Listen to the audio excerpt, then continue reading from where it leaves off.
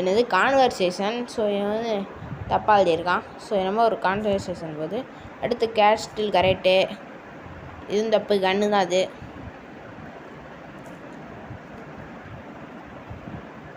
அடுத்து நீ வா, நீ கூட, இது தப்பு, கான்வர்சேஷன். ஸோ தப்பு. இது வாரா, இதுவும் கரெக்டு தான், ஏன்னா இது அதுக்கும் இதுக்கும் ரிலேட்டிவ் இருக்குது. So right. அடுத்து ஃபேஸ், இது ரைட்டு. ஸோ கைஸ் இந்த மணி ஒரு